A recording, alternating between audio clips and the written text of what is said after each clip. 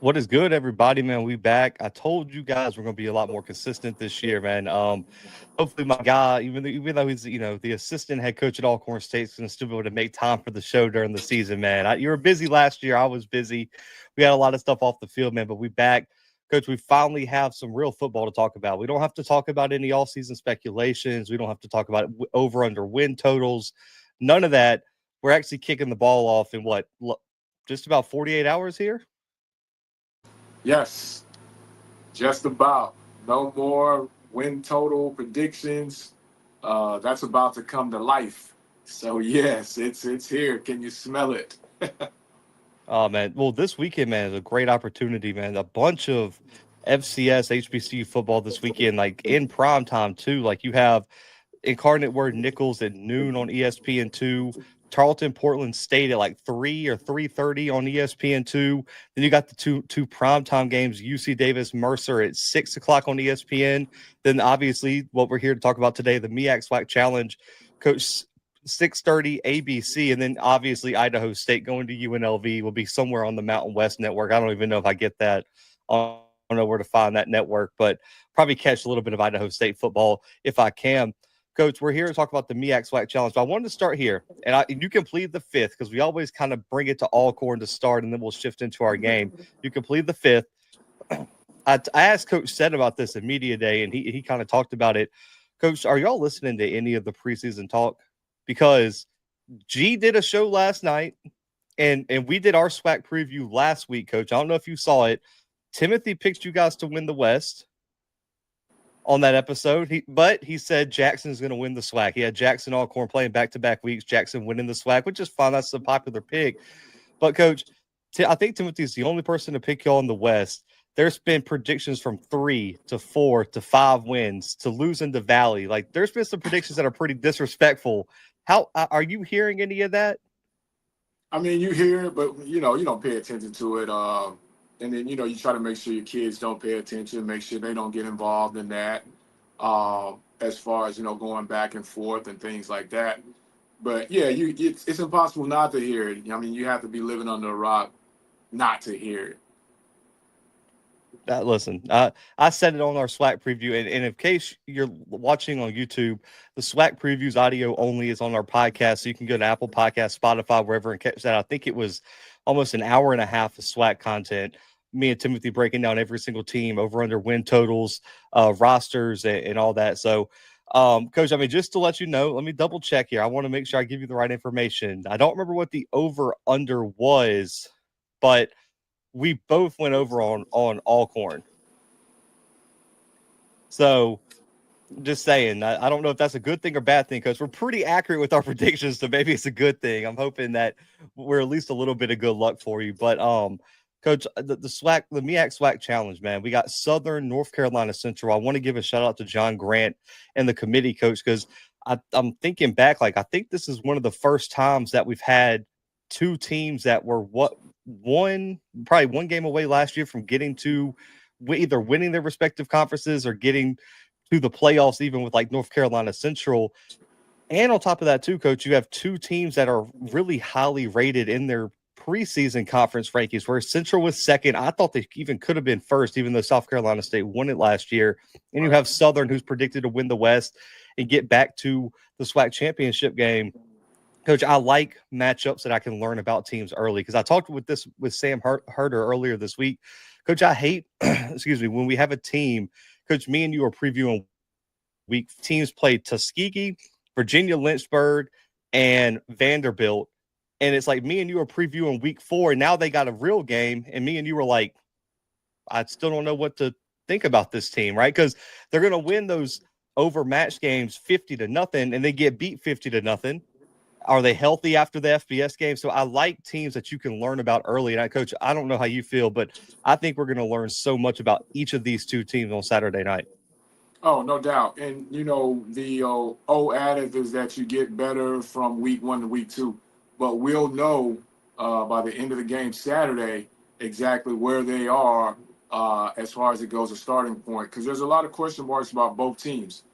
So we'll see where those question marks are. Are there a big question mark? Are there a small question mark? Or are there several question marks like you put in the text message?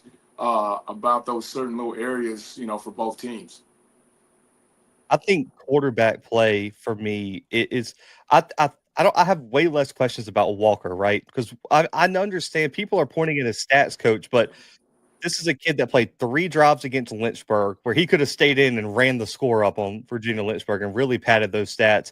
And he had to sit out the Howard game because of the fight that happened post or I want to say he missed the last game. It might have been Delaware State, but he got benched right because of the fight that happened after the Howard game. So I think it was Delaware State. What are the stats he could have put up then, coach, against the Delaware State team where the backup quarterback came in and put up crazy stats? And on top of that, too, I believe he only played like a half against UNC Chapel Hill early in the season. So I think the 1,800 passing yards, coach, is a little bit misleading in terms of how good he was. I think the film's there and I'm comfortable with him. But I think for me, looking on the flip side, Jalen Woods has his opportunity, coach, to really solidify himself as the guy for Southern. He won the quarterback battle from everything we've been told. He played well last year.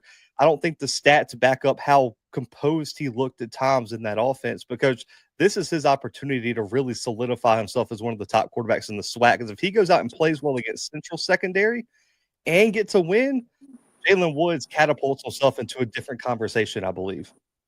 Yeah, and I'll start back with the NCCU guy. That kid, to me, as you say, his stats is misleading. And the one stat that you can't circle is the experience. He has that in the next game is a big game.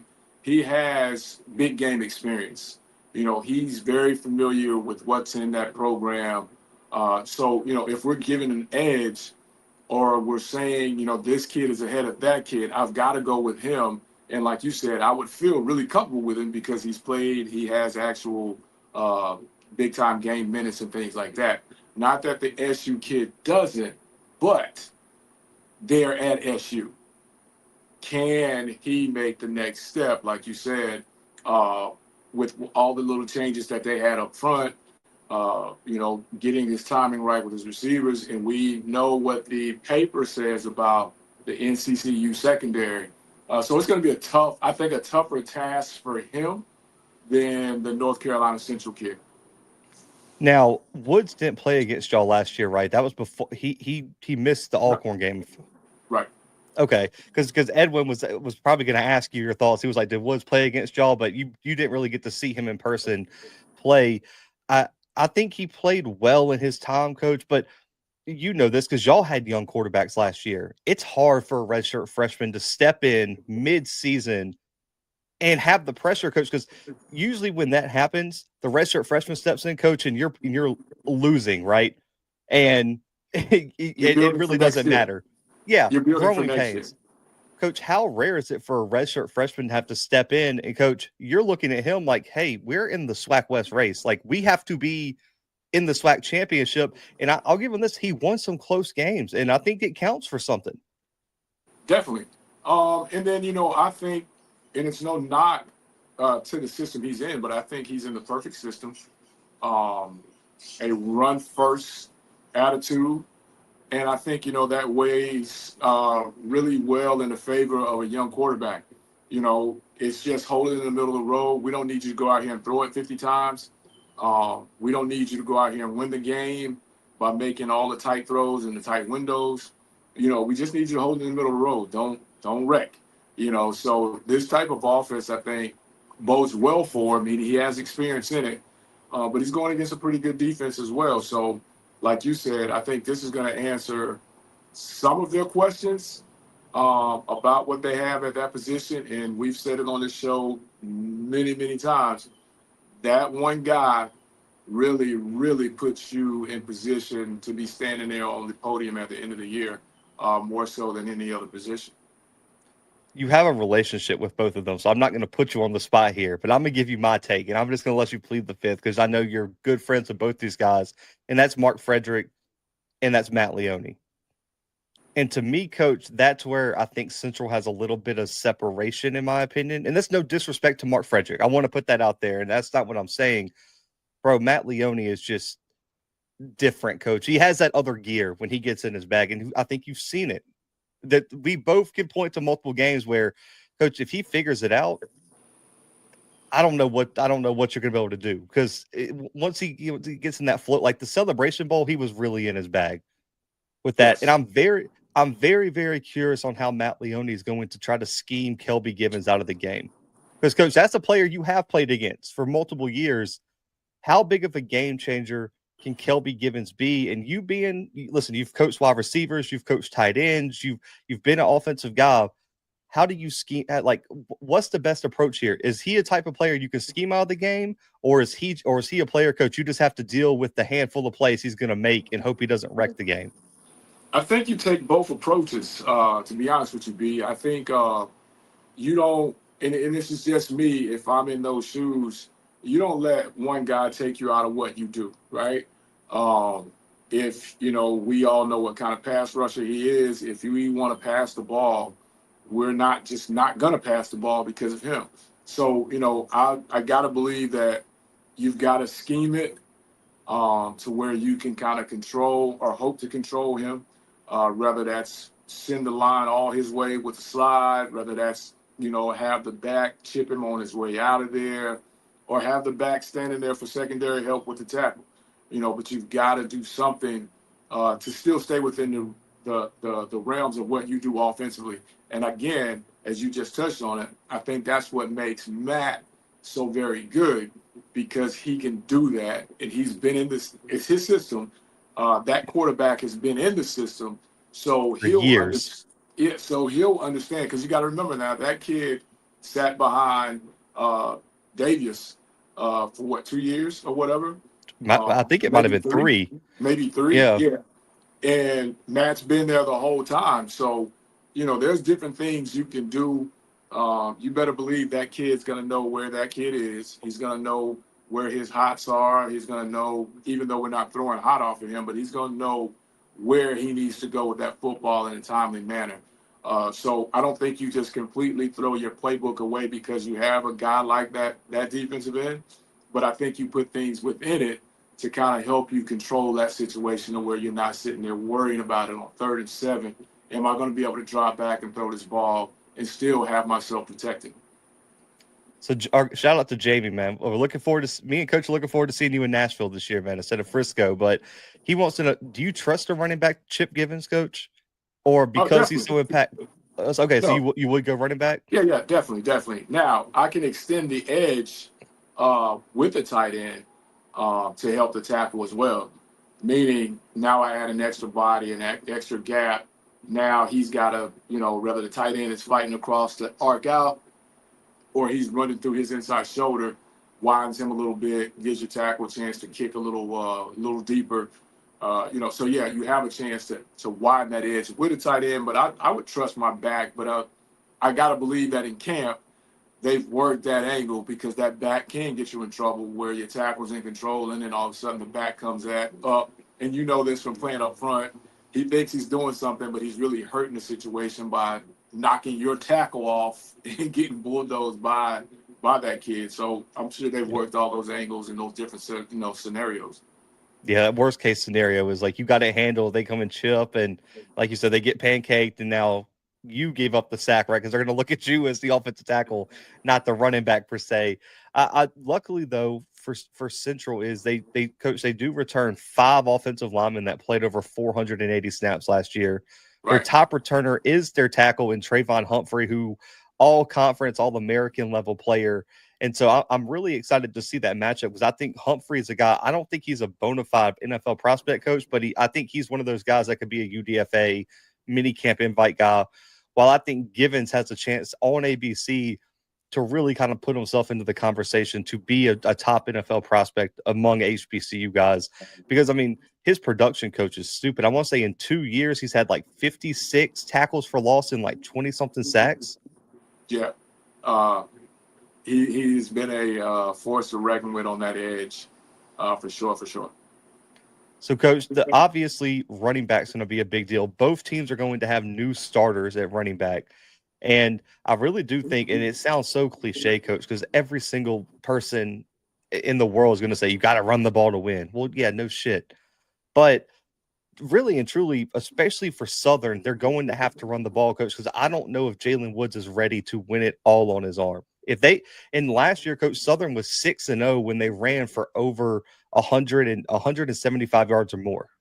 They Right. have to try to find a way to establish the run. You have Trey Holly coming in, super highly touted, highly recruited kid, transfer from LSU, was the all-time leading state rusher in Louisiana high school history.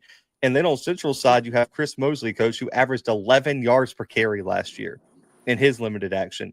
Both are a little bit undersized, coach, super explosive, though. Which team do you have most confidence in running the football? And I want to give you this little tad bit of information too, coach. We mentioned Central's offensive line. Southern also returns 5 offensive linemen that played over 460 snaps. Both O-lines are going to be super experienced. Both have new running backs. Who do you think establishes the run better? Who I think needs to is Southern.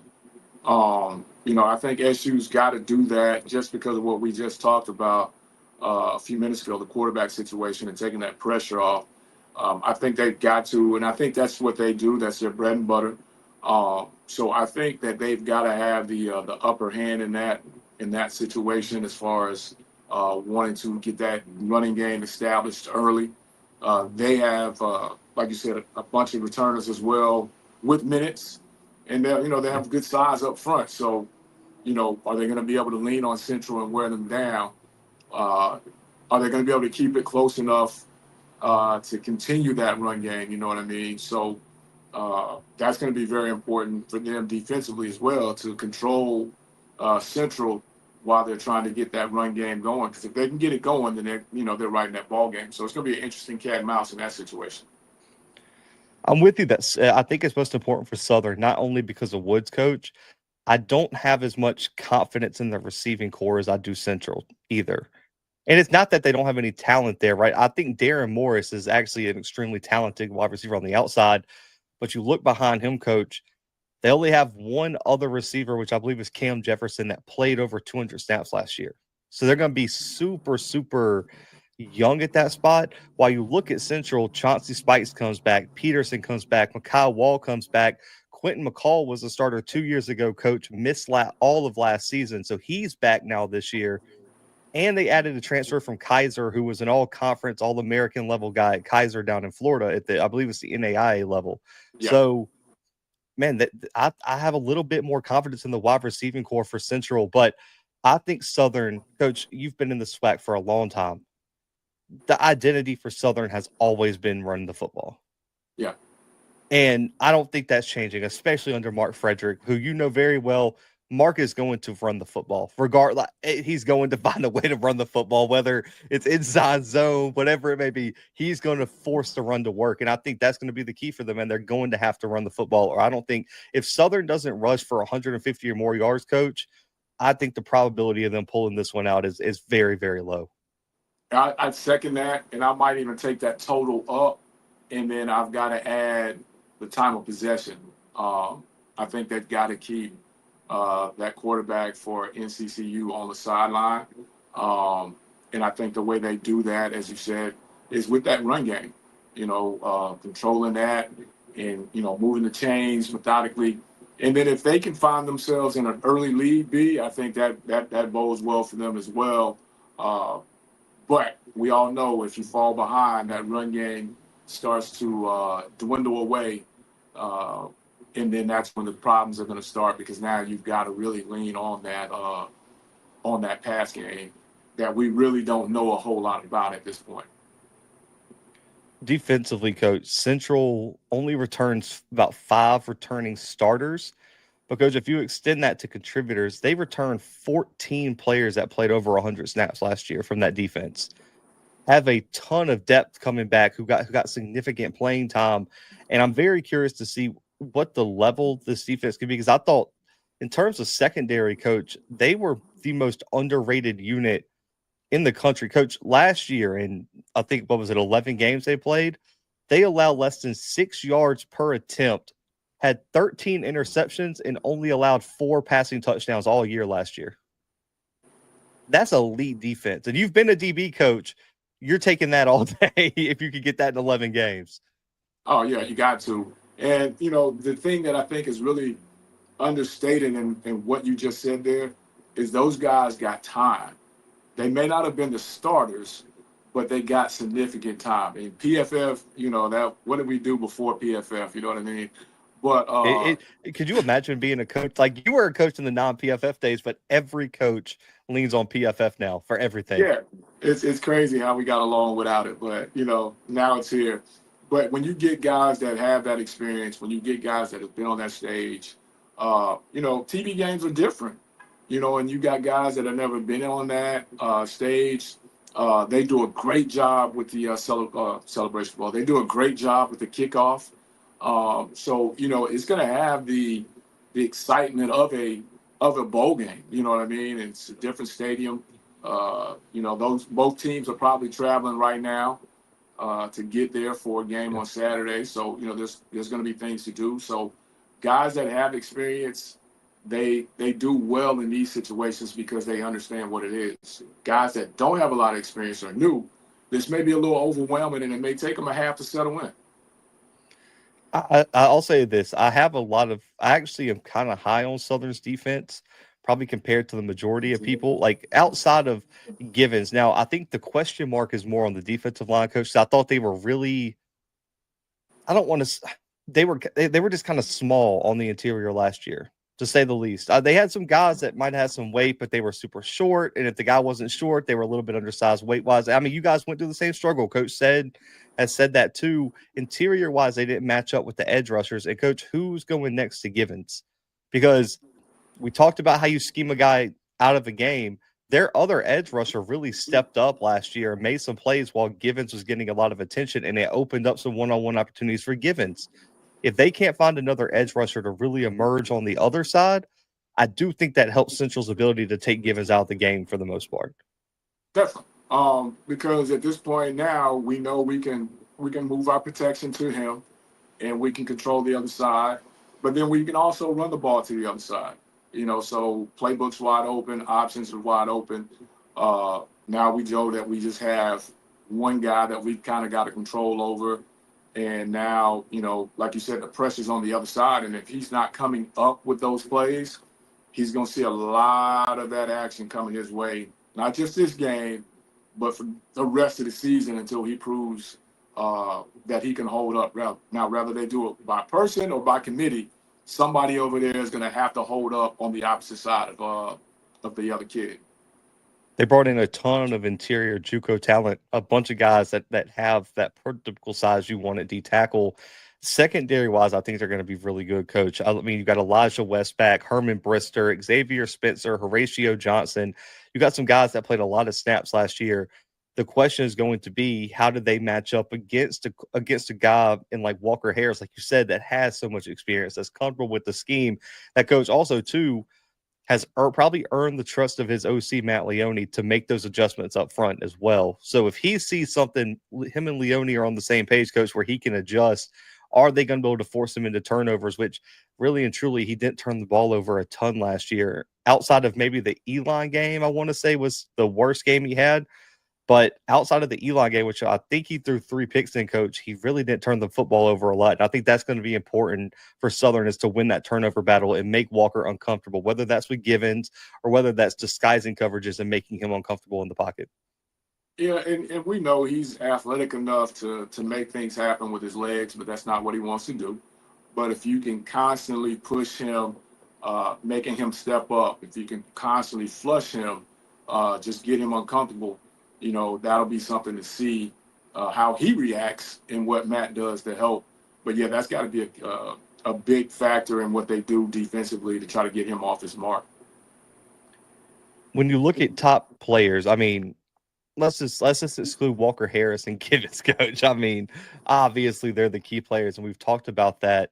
Well, I know you don't like to mention players, so I'm going to give you this one. I'll do the players. Keys to the game, Coach. And I want to start here. And we always ask this question when we do individual game previews. Southern wins if. And you could give me 1 or 2 things in your mind that Southern needs to do to win this football game. Southern wins if they control the time of possession and they run the ball effectively. And then Central wins if. Central wins if they shut the run down for Southern and Walker's able to throw for over 200 yards. I know it doesn't sound like a lot, But if he's able to stand clean and throw for over 200 yards, Central wins the game. I'm with you on that.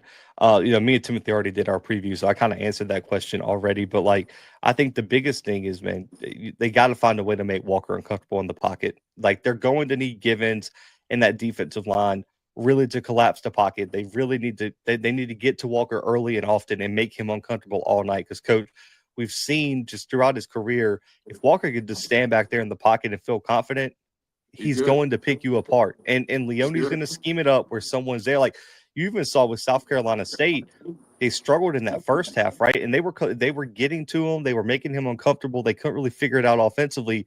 As soon as they locked in, man, it was a different second half, man. And Walker in that running game really started to click in. They have to make him uncomfortable early and at least try to jump up there early because, Coach, if they're going to run the football, getting that early lead is so important because if you get behind too early, it could be really, really tough to establish the run later. Yeah, run don't matter if you get behind. No, and I think go ahead. No, I said run don't matter when you get behind, especially with the timing rules. Yeah, I mean that's so important to Southern men to get to Walker. For Central, man, I think it's like I said, like you said, I just think it's a stopping the run for Southern men. If Jalen Woods goes out there and throws for 350, Coach, more power to him, more power to Southern. If I'm Central, I'm like, I don't think he can beat me with just his arm. You're going to have to show me. That's what I'm doing. I am loading the box, and he's going to have to beat me over the top, Coach. Because the best part of my team is the secondary. And we're not going to let you – because, I mean, Coach, me and you have talked about this so much on this show. If, like, Alcorn runs the football well, Coach, every coach in the SWAC, when they face Alcorn, is like, they can beat us, but they're not going to run the football on us. Or that's our goal, right? Is to stop the run, and we're going to make Alcorn beat us over the top. That's got to be Central's game plan. I think Central wins if they can stop the run. I think that's the main key for them because Southern is going to live and die off the run this year, in my opinion. Right. If NCCU cuts off the run, plan B, and, I got to believe that Coach Oliver and that defensive staff, they're not going to be shy about putting 8 up in that box to stop that and may say, hey, prove it, and once you prove it, then we'll make adjustments off that. But I got to believe that that's how they're going to start. I would imagine. And then also and I laugh because I'm just thinking of all the examples in my head. The Leone signature is there's going to be at least one trick play somewhere in here, Coach, on a game of this magnitude. Like, that's the Leone special. And we've seen it, right? He had what, 2 or 3 in the Celebration Bowl win? Yeah, nice ones. I want to know what he's cooking up. I don't know if it's going to be a fake punt they're going to pull up. I don't know if it's going to be some weird reverse pass like they had in the Celebration Bowl, but Southern's going to have to scheme for that because if they hit on I think if Central starts hitting those explosive plays, man, it really puts Southern in a bad spot. You need to make Central work their way down the field because this offense is just on a different level if you're allowing explosive plays. Yeah, you can't give up any freebies to Matt and those guys. You've got to make them earn it, and it's got to be one of those deals where you're not giving up those, as we call it, one-hitter quitters. You can't give up those, and that's that simple. Like you said, reverse pass for a wide open 60-yard touchdown, first play of the second quarter, whatever. You got to limit those. And those are momentum building plays. This I hate to ask this, but it is a talking point. In your opinion, Coach, which team's facing the most pressure to win this weekend? I think it's NCCU. Okay. Because of all of the outside noise from, the new hires in that conference, the way they ended last year, the way it ended the year before with the Howard deal, after being on that high for so long, I think, now it's one of those deals where we're finishing third. I think that kind of turns up just a little bit, so I've got to believe it's got to be them by that much. But we know SU's not really patient, and we know if this thing gets ugly in favor of NCCU, that the heat will automatically be turned up from that fan base. Yeah, and Edwin makes a good point here. I do want to bring this up. Southern last year had like 1 million dropped interceptions. Southern's defensive backs could, I mean, Coach, like even I think back to that Jackson game early in the year, there was a pick six they dropped at the goal line that could have given them a little bit of momentum in that first game. They dropped a ton of picks throughout the nickels and like the coming weeks, and they dropped a bunch against McNeil. Like Southern's defensive backs have to learn how to catch, man, because there were too many. Coach, you know this as a coach. That changes the course of a game, and you know how deflating it is on the sideline, Coach, when it hits you in the chest, you just drop it. That's another one you can go PFF on. The percentage of the team scoring after a dropped interception is over 80%. Ooh. I didn't know that stat. That's a high that is a high level stat right there. You drop a pick, that team chances of scoring is over 80. Wow. And Southern had that happen a ton last year. And so, especially early in the season. So, I think that's going to be super important for Southern. Coach, I'm with you with NCCU because of this. Is one, Southern already it's Celebration Bowl or bust for Southern anyway because of the Bayou Classic. Like, there's if they don't make the SWAC championship, Southern season's over. Because they can't go to the playoffs. Central can. And if you still have a slip up in conference, Coach, how big is this loss on your resume when it comes down to the bubble for the playoffs, especially with the Ivy Leagues now joining the bubble too, because they get a auto bid this year. Because and then for me, Coach, I think Central is going to be fine. And I want to make this point before everyone overreacts in the chat and everyone who's watching this after the fact overreacts. This game doesn't determine the season for either of these teams. You can lose this game and they could go on a run and you still got your whole conference. So I don't think this is a make or break game for either team. But Coach, if let's just say Central loses this one, you have New Hampshire next week at Old Dominion. You still have at FAMU. You still have at Howard. You still have South Carolina State, and you still have at Morgan. A lot of rocks to hold. Bro, like losing this one could really set you back if you lose another game you're not supposed to. Yeah, that's a lot of rocks to clear out the way there, bro. Yeah, that's a ton. Now, can I give you the argument for why it could be Southern? Definitely. How bad have they been in big games recently? Like, I'm asking you, but what's the last massive game that Southern has won? They beat us, but but yeah, dating back, you're right. What was the game? It was just regular season game, and Coach Prime brought ESPN Game Day there. That was a huge game. That same year, they make it to the championship game. Yeah. You make a point. You make a valid point. For someone's funny in the chat, they said Lane. They beat Lane. Oh man, I'm just trying to think. Like, I mean, because listen, they beat y'all. I can't call a signature other than beating us. I can't call a signature when. I mean, because you wouldn't call the Bayou last year a signature or a big game, which I don't want to offend anybody. The Bayou Classic's always a big game for the Southern Grambling head coach. When's the last time the Bayou Classic meant anything? 2015, 2014, I think.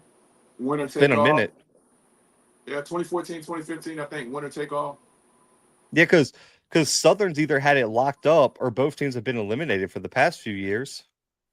Yeah, I just remember it was either I think it was 2014 because I remember us watching that game here because the winner of that game was the game who we would play for the championship, and Southern stopped Grambling on the goal line with no time left, and that was Dawson Odom's second year, maybe, or something like that. So. Scotty's stupid, bro.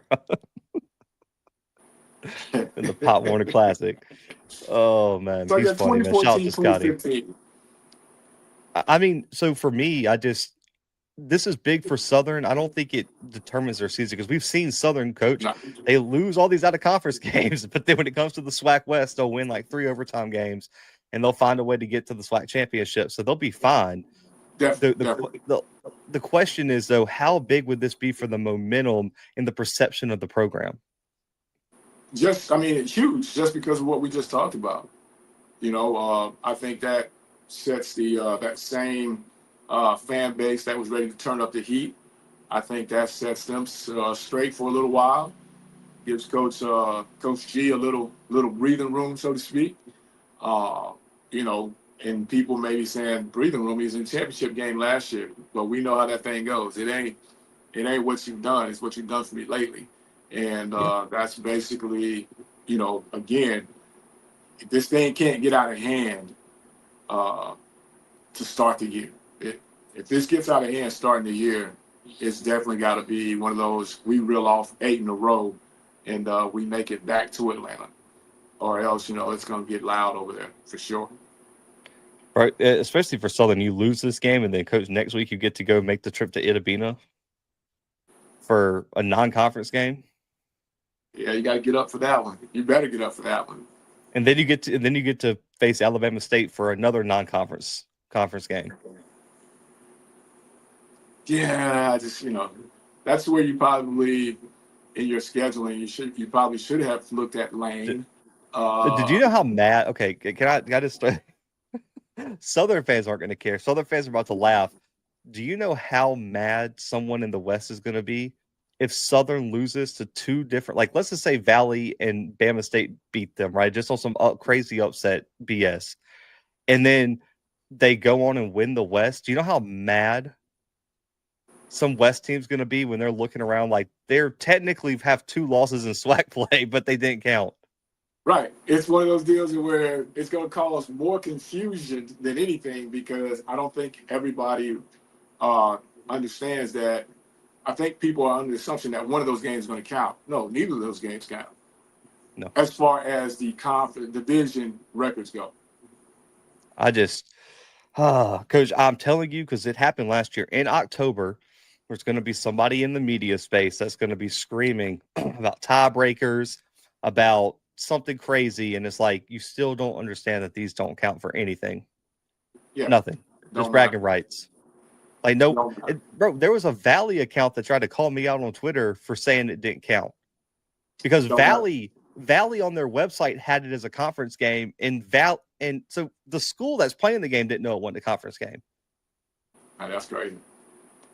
That's nuts. I mean. I don't know what we're doing here. That's nuts. No. Listen, the Valley wants to schedule that game because they get fans to come to Itabena. The real question is, why would Southern ever want to schedule this game? Why would you want to schedule a road trip to Itabena?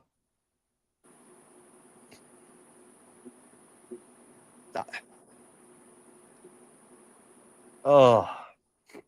Coach, I'm just giving you my humble opinion. I get you for sure. It's more to lose in that situation than it is to win.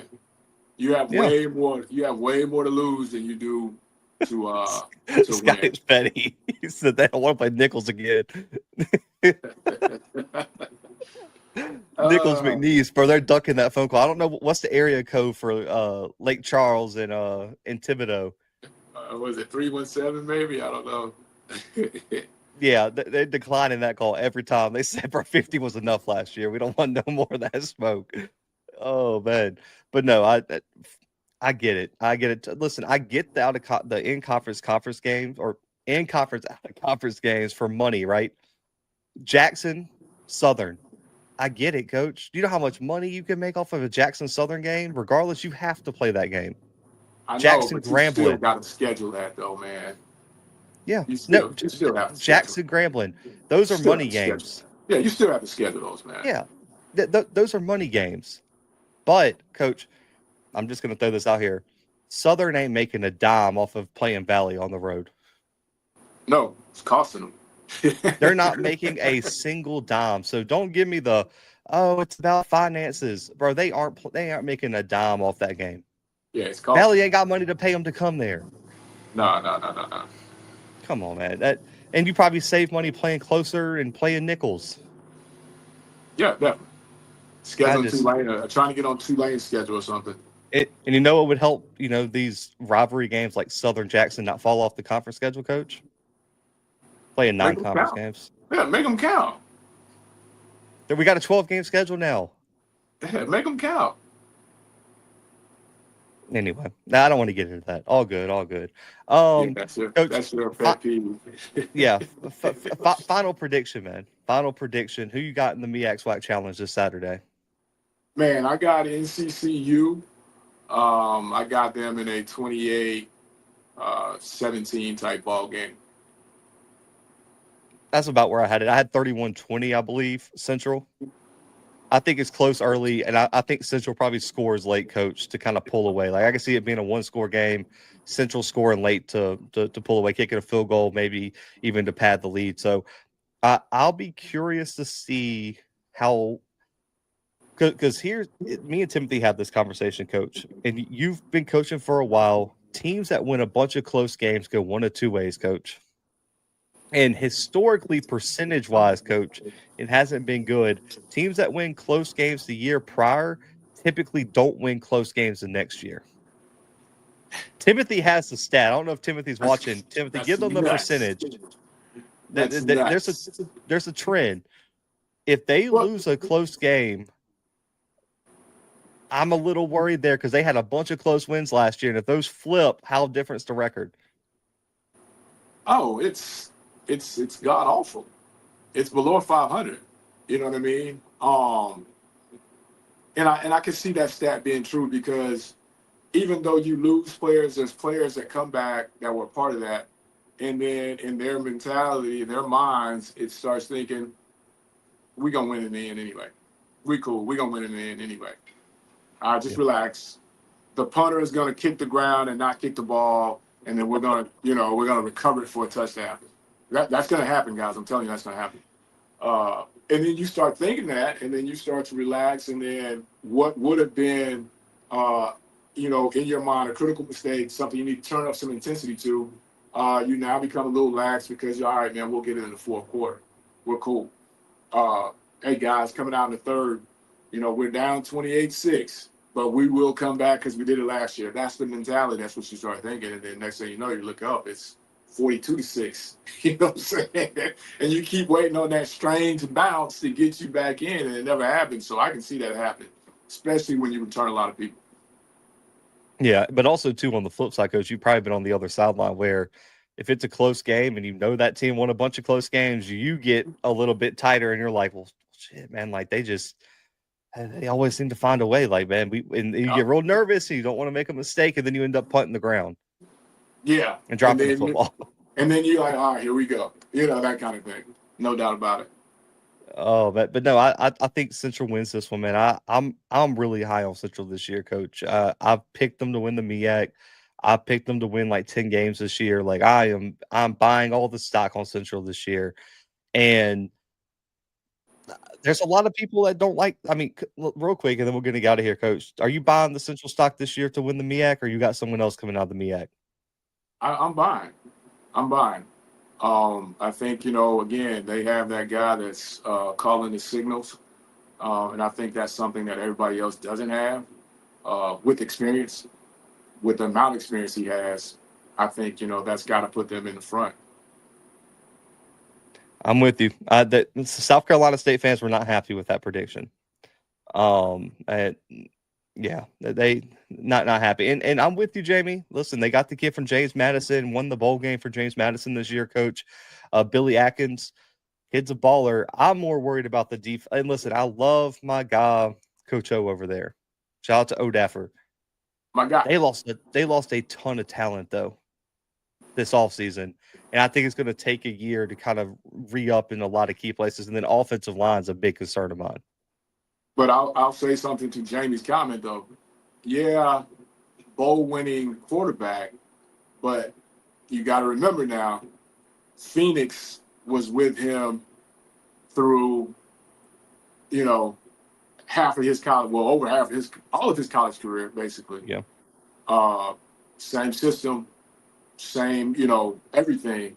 That makes a difference. Even though this kid comes in, he's got game-winning experience, he's got, P4 experience or whatever, it's still little things within that system that's going to make it different. You know what I mean? There's still little things within the nuances of the offense, which is going to be a little different for him. So, again, little things make the difference. And, that's just kind of how that goes. Jamie's a JMU fan. That's why he was throwing him out there. He's going to root for his former JMU guys. I get it. EA, you don't have to tell me to remember Jet Petty. I've been the guy who said since he signed, he should be the starting quarterback. I'm just saying, like, all the other FBS guys they added are not, in my opinion, are not very good, especially the kid for Central Michigan. Jet Petty should be the guy. That's the JUCO kid coach, the all-conference kid out of California that fan brought in. It looks like he's the starter for them this year. So we'll see. I think FAMU's so interesting, coach, for me, because they have enough returning talent that they should still be competitive, coach, but they have just enough question marks that make you wonder if it's not going to go the way you think it is. Yeah, and then you gotta, again, and I know that's a whole nother show for us, but then you gotta we'll save that, but you gotta think what their mindset is. You know what I mean? I would beg anybody to tell me that it's not different, but I think the feeling there on the hill has been completely different since Coach Simmons left. That mindset, I don't think is the same, and I could be wrong, but just from the outside looking in, I just don't think it's the same mindset. So it'd be interesting to see if Coach has got that back. But again, we'll know early on what those pieces look like for them before they get to conference play. So again, as you always put it, man, when teams are playing quality opponents up front, I think that gives you a better understanding of who they are rather than, like you said, jumping out there and doing, a couple levels underneath you to get a couple early wins. So, this is gonna be pretty good, man. This is gonna be interesting. We've been waiting a long time, even though we've waited the same exact time in between seasons every year, but it seems like it's been a little bit longer. We've been waiting a long time for Saturday, so it's gonna be interesting to kick it off and see how it gets kicked off and kind of goes from there, man. Really excited about it. The last thing, coach, and we got to get out of here. Official AD asked, what would the narrative be if Southern wins? What would be the narrative if Southern wins? I think Southern is as good as as everybody's advertising.